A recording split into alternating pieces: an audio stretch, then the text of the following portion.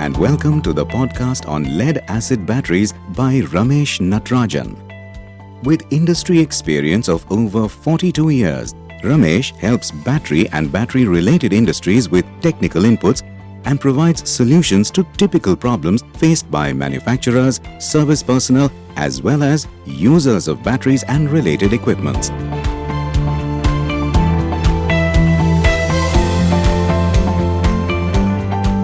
Hello and welcome to today's episode of my podcast.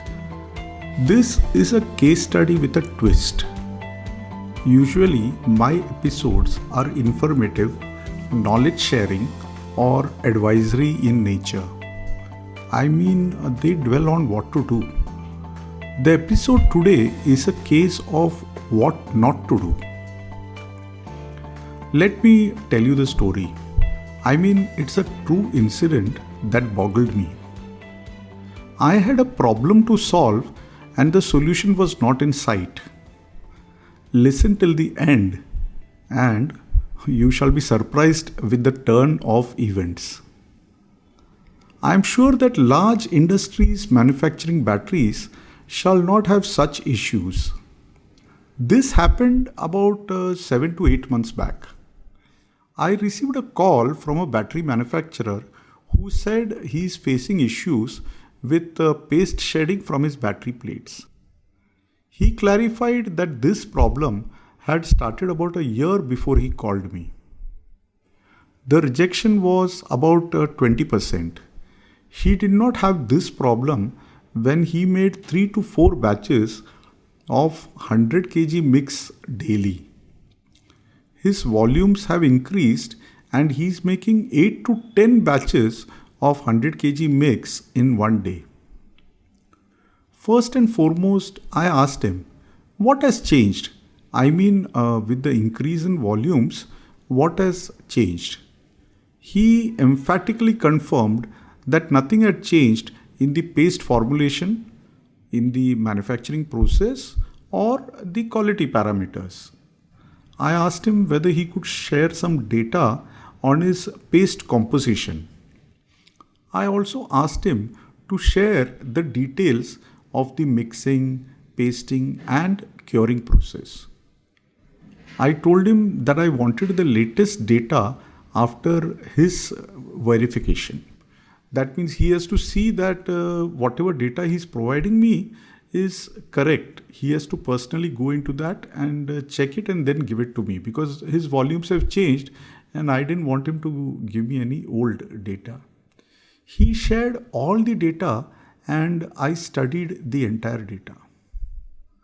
I could not find fault in any of that. The chemicals were okay. The acid quantity and the specific of the acid that he was using was also correct. As far as the water quantity was there, which he was using in the mix, even that was proper. I next checked the sequence of addition of the various chemicals. How he was doing the dry mix, what chemicals he were adding in that, and then when was he adding the water, and finally was he adding the acid at the end. All that was okay. I had told him to check the paste maximum temperature during the mixing and whether it is going up to around 65-70. I found that was also okay. And the minimum temperature before dumping was around 45, which was acceptable. Some people also acid dip the pasted plates and this manufacturer was also doing it. So I asked him, are you doing this acid dipping of the pasted plates? He said yes. I asked him how is he checking the gravity and the constancy of the gravity, the consistently whether he's checking it every hour or so and whether he's stirring the acid. Okay, he was doing all that. So even that was okay. As far as the curing process goes, he explained how the curing is done, what is the relative humidity at the beginning and how he's using the plates after the curing, after sufficient drying and all that. So even that was okay. Now, since I checked all this, I called him and told him that there were 3 possibilities. One is, I said the mixer may not be properly washed after use, especially after using the mixer for negative when he was doing the positive mix later. So he said this is absolutely being done and there's no possibility. It was done every day, and even if they are going to use it for the negative, they insisted and they were cleaning the mixer every day in the evening at the end of the shift. Next, I asked him about the remix paste usage. I wanted to know whether there is a possibility that the negative leftover paste is being used and mixed with the positive mix. He said they are very careful about that. They know about it and they are not using the negative in the positive mix. And as far as the leftover positive paste was concerned, he said the maximum they use is between 3 to 5% in the negative new mix next day. And as far as the negative leftover paste was concerned, he said about 8 to 10% is the max, but generally they use about 5 to 6% negative scrap mix in the next day's new paste mix. So I told him then the only thing which I feel is there is some negligence in the mix preparation. Probably the chemicals are not being used properly. So he said it is not possible to do so. Packets are made for each mix and given. So if they are making about 6 mixes in a day, 6 packets are given and all the chemicals are used. I said yes, they may be using 6 packets, but probably in one mix they are not putting anything, and because they want to use all the 6, in the second paste they must be using double the quantity. So he said this is not a possibility, and he mentioned that mixing is personally supervised since the last few months, ever since they started getting these problems. He said that he himself stands at the time of mixing, or his son or his brother, and he said that is the only thing which they supervise personally because they are having problems in the plate. And then he further went on to clarify that they are in office from 11 a.m. to 5 p.m. The first mix is prepared in the mixer after 11 a.m.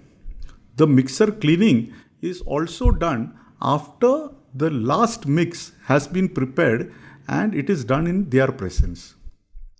I confessed that I was foxed and would get back to them. I asked them whether they had analyzed the cause of the rejection, as to whether it is a mix prepared in the morning or noon or evening. What was the cause of shedding?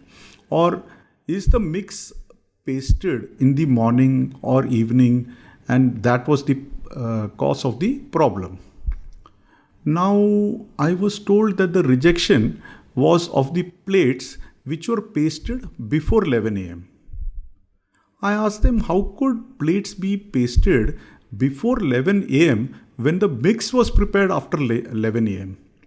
So then they said it was the pasting of the mix made in their presence on the previous day. They said no batch is put till 11 a.m. and in case the mix gets over, the workers wait for the bosses to come and then only the new mix is put. So I hope you understood what was happening. That was my eureka moment. I had to enlighten them that the mix must not be prepared and kept without pasting for such long durations. They must not keep it overnight and must make the workers stay back and finish the entire mix by pasting. So you saw what was happening was they were making the paste and keeping it for the next day, which must not be done at all. So anyway, they followed my advice and after about 4 months of doing so, called me up to confirm that their problem of paste shedding from the battery plates had disappeared. The battery manufacturer was so happy that they traveled over 500 kilometers to just meet me. I am happy that the problem has been resolved, and like I said at the beginning of this episode, what not to do is as important as what to do. Hope you liked this episode and do tune in for more enlightening sessions like this. Thanks for listening and have a nice day.